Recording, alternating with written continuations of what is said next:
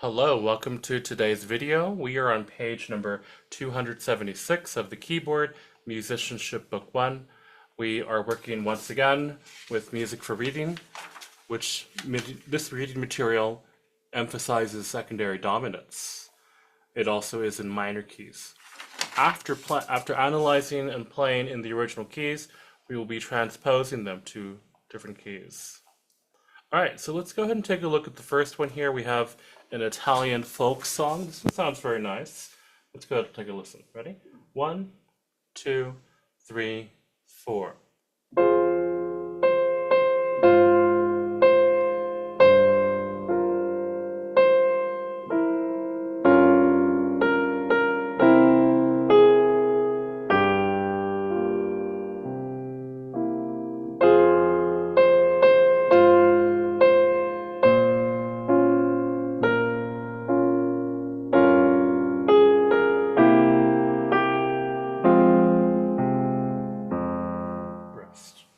All right, there you have it. And let's go ahead and talk a little bit about the chords, the analysis. We're simply going to do the classical analysis with the Roman numerals and some figure bass at the bottom. Let's go ahead and get through this quickly so we can start transposing. Okay. Now, first of all, we want to identify that this is in the key of F minor by writing the lowercase f with the colon. We start off by reading this here. This is the one chord, F minor, that appears to be the same for the whole measure. Now, this measure here, number 2, it's the same as measure number 6, also at the bottom of the second system. This chord is very unique. So what we're going to talk about first is we're going to talk about beats 3 and 4 first. So we see we have a bass of G. We also have a C, a B flat, and an E natural. And it seems to me that is a C dominant 7th chord. The dominant of F major is C. And so what we're going to do is we're going to go ahead and put the Roman numeral there, just like that. And because it's in root, not root position, it is second inversion. I believe that's the second inversion, right? Root, first, second, yeah. We'll say that's 4/3, though we probably will be changing this a little bit, okay? So let's take a look now at beats 1 and 2. We see we have the G, once again. We also have a C as the melody, but we now have a B flat, which is the 7th from C, G being the 5th, but we have an F. And whatever way you play that chord, it is going to sound very, very unique.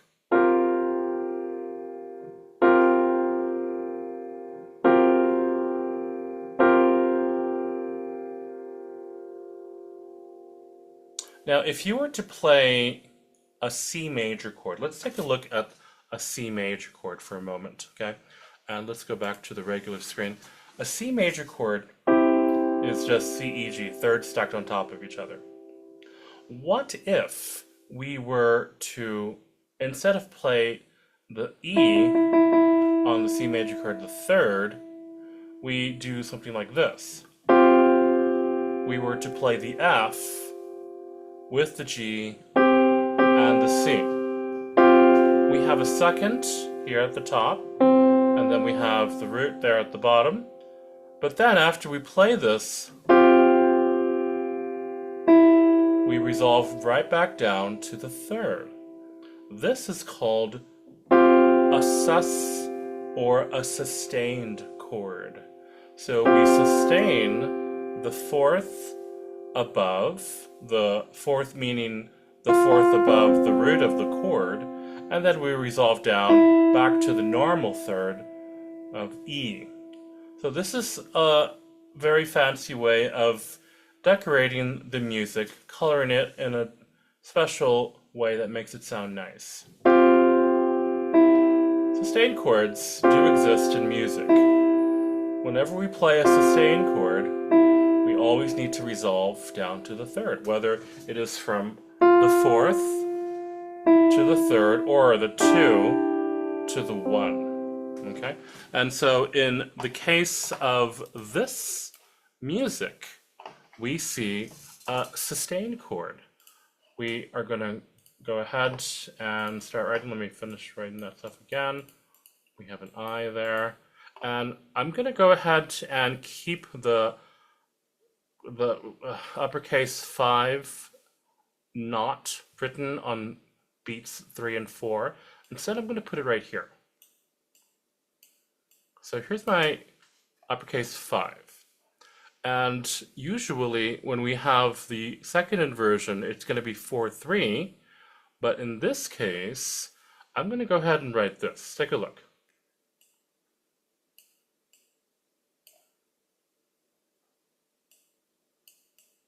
What? Okay, so we have a fourth here. B flat, and then we also have the F. That doesn't make any difference, but the reason why I'm putting a 4-4 there is when we have the note C, we're thinking about the C and the F, okay? So if the C, if we were to break it down in an octave, C is right here. C is the root, and usually we put 1 right there, and then we put a 7, and that will be the full figured bass. But we don't usually have the 7 or the 1 there. Instead, we just have 2 numbers when we write figured bass. So the distance from the root C to the second note there, which is an F, is the interval of a fourth. That's where that bottom 4 comes from. Okay, and then we also have this. I'm going to go ahead and erase that. Sorry about that. There it goes. Okay, and then the interval, of course, is going to be that note to that note, the 4. So we have here a sustained note. Whenever we have a sustained note like this, what we're going to do is we're going to draw a line from where the sustained note is, and then we're going to go ahead and write in the correct figured bass number, which is 3. Okay, so from C, it now goes to E. C to E is a third, and that's where we get that 3 right there. Okay, very good. All right, so let's go ahead and erase this right here. Let's continue on as fast as we can so we can get through this. The next one is G, B flat, D, and F. We can tell that is, excuse me, that's going to be a B flat, a D flat. That there sounds like a G chord in root position. The scale degree chord for scale degree number 2, is diminished. That's for the triad. But when we have a 7th chord, it is half diminished. If we were to spell out this chord like this, it becomes G, B flat, D flat, and F. The diminished chord with the 7th minor 7th there becomes a half diminished 7th chord, and that's what 1 and 2 are. And then of course we come back to the dominant 7 in root position right there. Same thing here on measure number 4. Once again, we see that we have a, let me get this out of the way. We see that we have the suspension, but with, notice that on measure 3, see measure 2, the B flats are on top. Now the B flats have gone down an octave, and these notes that were now on the bottom are now on top. Once again, still same thing. This is going to be a 4-3 suspension. So let's go ahead and write that in. Capital V. And once again, 4-4, fourth right there. And then we're going to draw the line from the 4 And of course, this refers to the top note, even though it's spelled this way. Okay? And then we're going to go ahead and write in the 3. No matter what your spelling is, we always look at the bottom notes. Excuse me, I am mistaken here. This is not 4-3. Instead, what we're going to do is say 7. And the courtesy 3 refers to the E natural. Now, if we were to look at this by itself, okay, we actually wouldn't have anything here at all, okay? What we would do as a courtesy from this dominant type chord with the 4-3 suspension, we'd simply write it as a 7 if it were by itself to show that it's a dominant 7 in root position. And we know that dominant 7 is C, E, natural, G, and B flat. But because we have the suspension, what we're going to do is we're going to once again draw the line just like this for 3, and let me write that 3 there. The 3 refers to the 3rd, which is E, but we're also going to write a 7 to show this is in root position. So the 3 is actually a courtesy. Let's just go ahead and put that in parentheses. Is a courtesy, but what we're really worried about is the 7 because it is in root position here. And when we transpose this to G minor, let's make sure that we're playing the dominant in root position because of that C in the bass. All right, hopefully that's not too difficult to understand. Let's now go to the next system. Once again, it's in root position there. That's just an F minor. Okay, we have here some notes. In the bass, we have a B flat. We also have a D, F.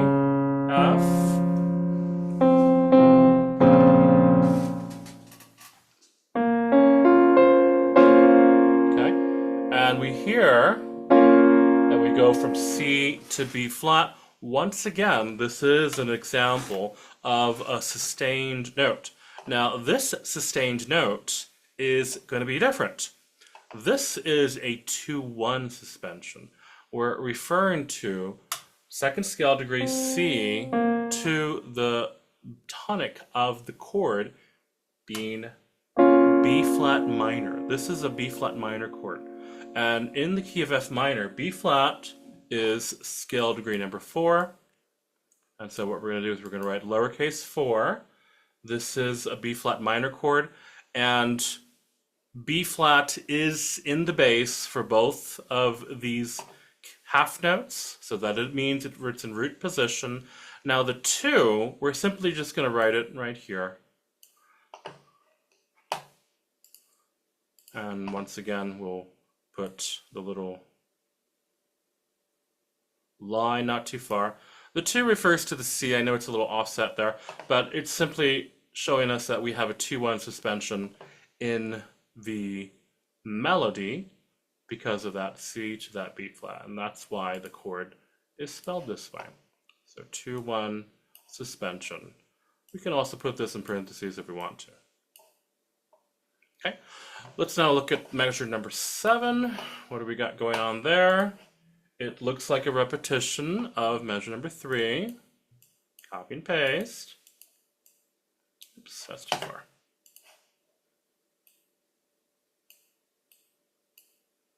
The little 7 because it's in root position. And once again, we have the C in the bass. 5, 7, this is a C7. Now, even though the spellings are different in the right hand, what matters is as long as all the notes for the chord are there, and we see a C as the bass note, it's in root position. Remember, the bass note determines the inversion of the note, or the chord. Okay, so let's go ahead now and talk about the last measure. As you can see, it's just in root position, lowercase I. Okay, so this is our analysis. And hopefully this will help us to be able to transpose it into G minor. After we've done all this, let's go ahead and close this out. And now let's go ahead and prepare for the transposition. Okay, so we see the original key is in F minor. The best thing to do to prepare for the transposition is to go over the chords according to our analysis. So we start off, which is G minor, 1, and then we have the dominant, which is, what's the dominant? So it's going to be D major.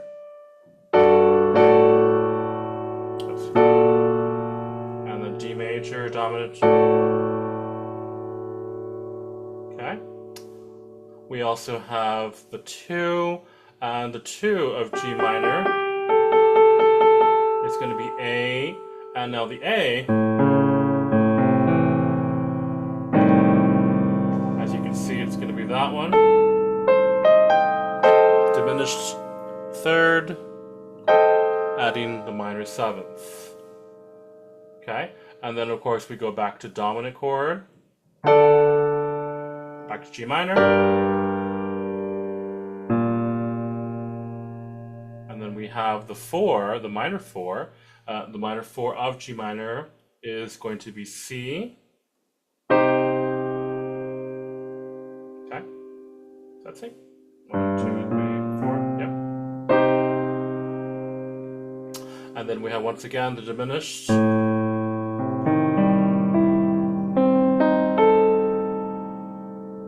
And then back to the dominant. So just trying to play the chords as best as we understand. Thinking about the chords with the Roman numerals, the suspensions, but also pushing the notes up a major second. Let's go ahead and try out our transposition to G minor. 1, 2, 3, 4.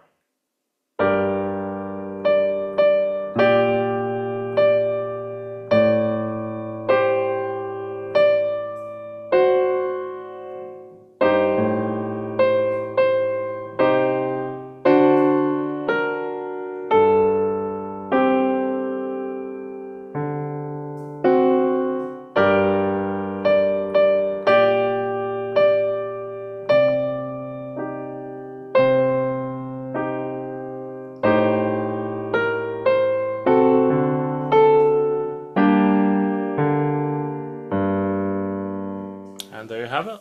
Little few mistakes, but we got through it. Now let's go ahead to the next part.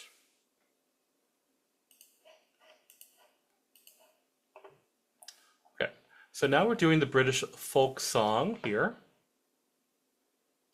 As you can see, we are in the key of F sharp, or excuse me, not F sharp, but F sharp minor. So this one is actually going to be much easier to transpose because it is in the key of F sharp minor. All right, so let's go ahead and start with our analysis. Okay, let's put F sharp minor over here in the corner. Okay, that's a 1 right there. Okay, see what else we got going on. Okay, and next what we have here on measure number 2, what we see is a G sharp, and we also have an F sharp, we have a B. Looks like this could be scale degree number 2. And scale degree number 2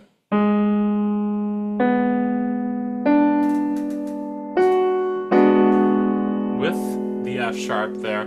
D is implied, but it's not necessary to have.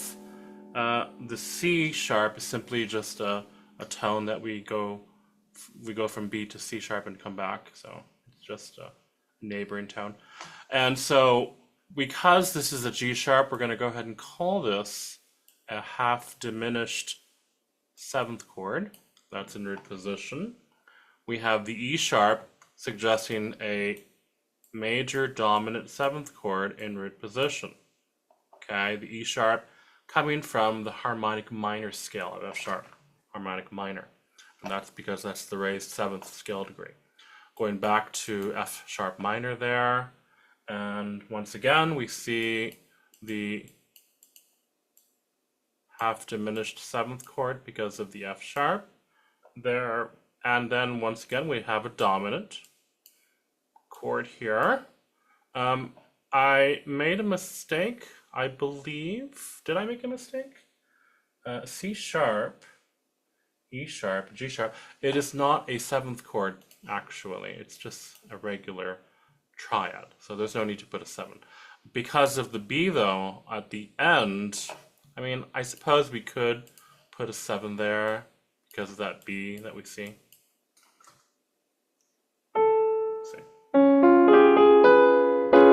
And if you want to, but it's not really necessary. All right, so now we see some parallel motion going on here in both hands. Both hands are playing the same thing. We start on F sharp, and because they're just playing the same thing, we're going to call this F sharp minor, which is the tonic. And then it goes up to C sharp, which is the dominant, and that's going down parallel. We're going to go ahead and just call that a regular dominant chord. I suppose if you wanted to call it dominant 7, because it does have the B right next to it, we can, so that's possible. But notice that this is just in parallel motion. We go back to tonic there because that F sharp, that solidifies that. Now this is very unusual. We have just one note being played parallel here, E sharp, twice before we go back to the tonic 1. Because of this E sharp here being so prominent 2 times, we're going to go ahead and call this a diminished 7. Okay, so let's just call that a diminished 7. These chords here, the half diminished 7 and this diminished 7 right here, these are working as our secondary dominants. Okay, possibly even sustained dominants. Okay, and then once again we have a regular full dominant 7 chord here in root position, and then going back to the regular F sharp minor. Very simple, very nice. So let's go ahead and play this once, first in its original key of F sharp minor, and then we're going to transpose it to F minor, which means take off all the sharps and put them flats instead. So let's listen to what this sounds like. And here we go. 1, 2, 3, 4.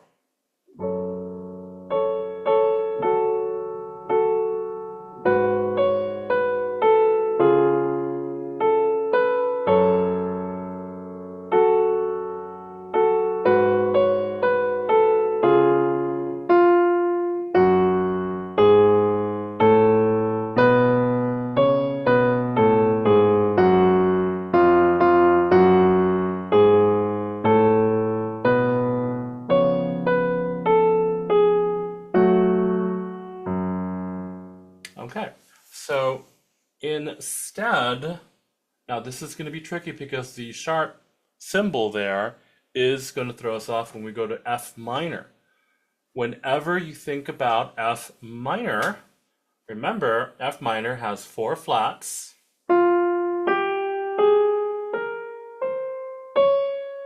The natural minor would be E flat, going back to F.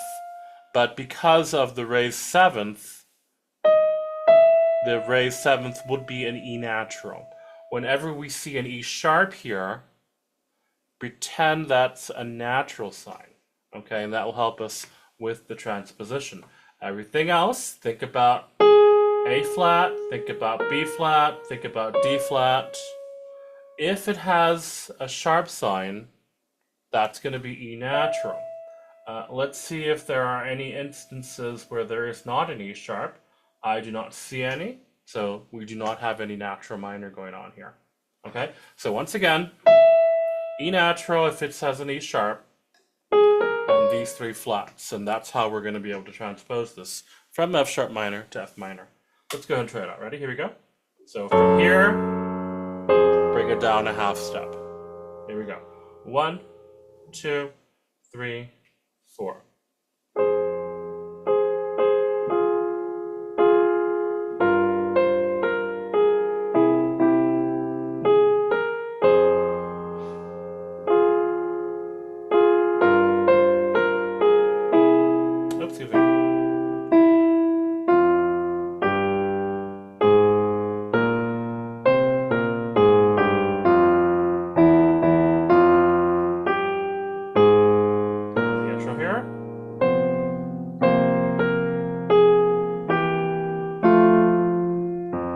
again. Let's try that last measure.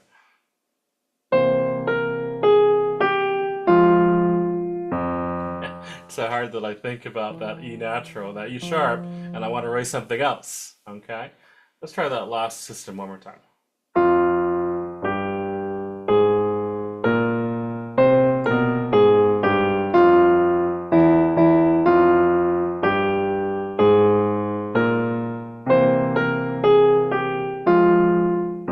And that's how you transpose that with the different key signature. Okay, very simple. Thank you for practicing, and we'll see you at next lesson. Bye.